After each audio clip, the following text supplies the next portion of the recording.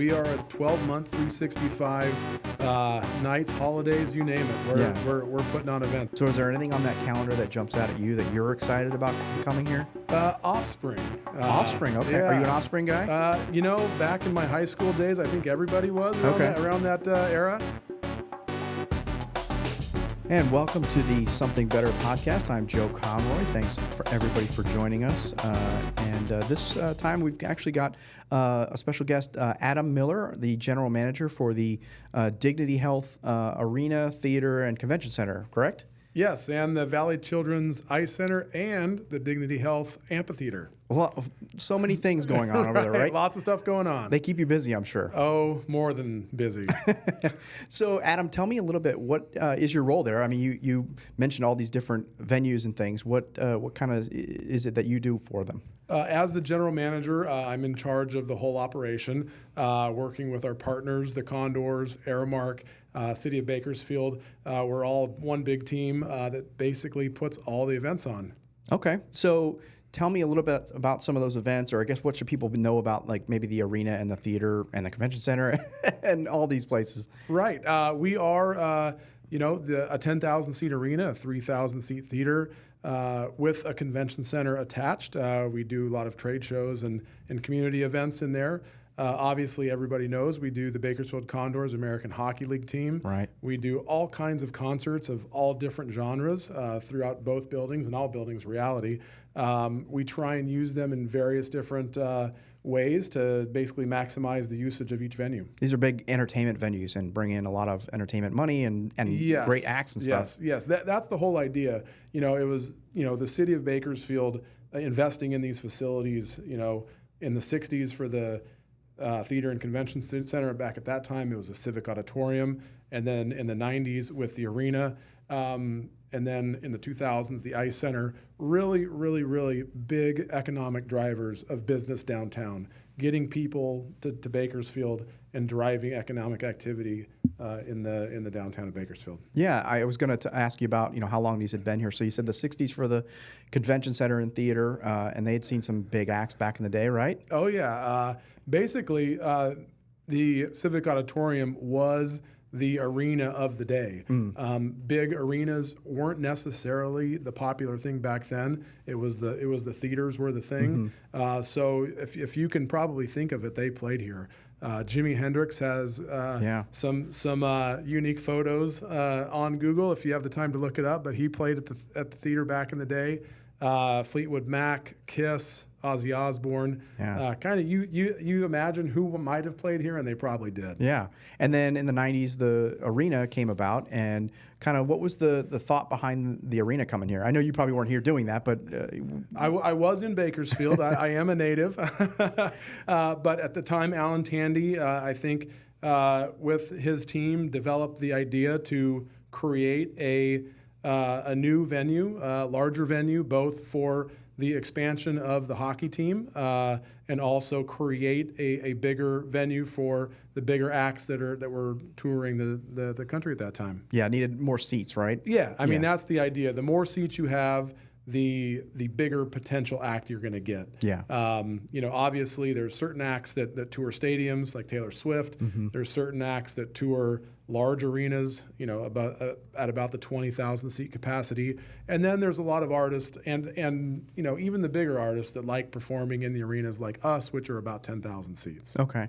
And so we've got, you guys always have shows and things going on over there. It's basically a 12-month operation, right? Oh yeah, we are a 12-month, 365 nights, holidays, you name it. We're putting on events. I think we even have a Condors game I saw on Christmas Eve. Okay. Yes, you guys always have something going on. Yeah. I think I was asking before we started, about your show season or your upcoming season of things.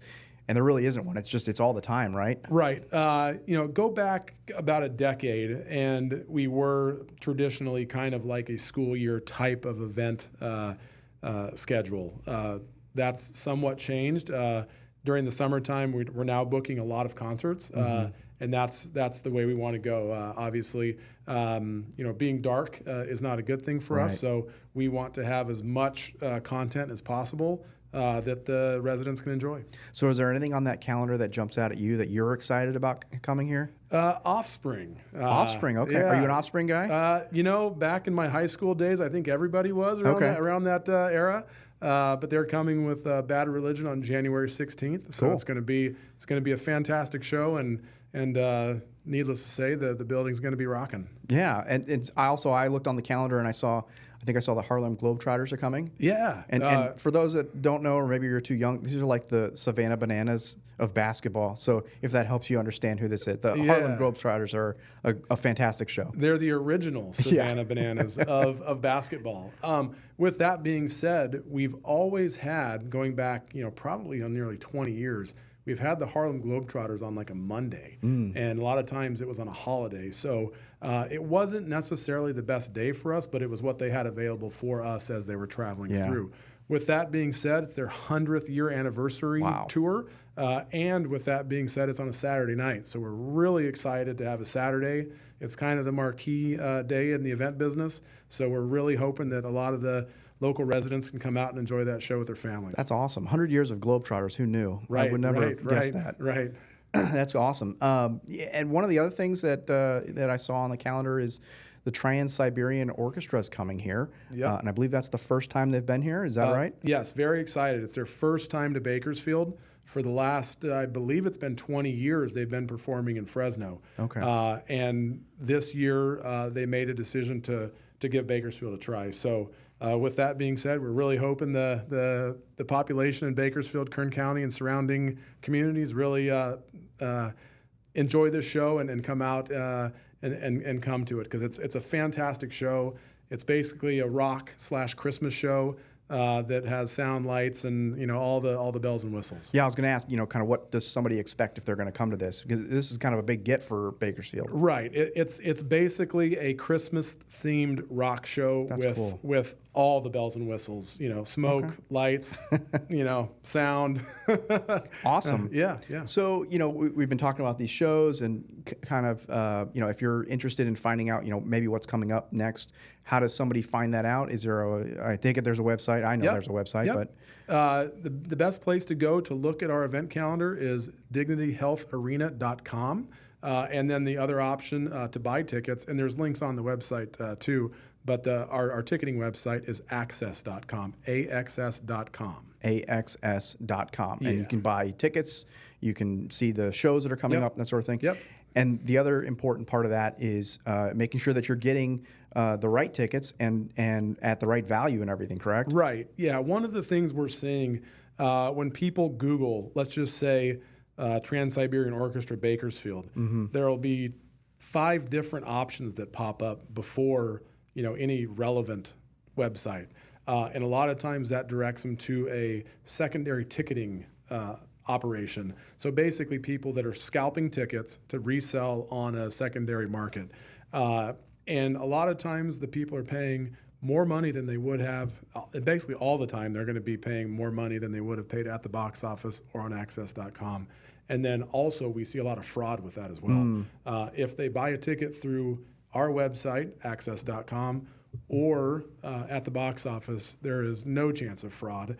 If they buy them from a secondary market, whether it's a random website that they find on Google, or even one of the more traditional ones you would see, sometimes we don't see those tickets come through, or the people have challenges with it. And in reality, once the ticket leaves our possession, even online, when we sell on access.com, we don't necessarily know who it was transferred to. Right. So if somebody comes up with an issue, we try and help the best we can, but in a lot of times we don't know where they got their tickets from. Yeah.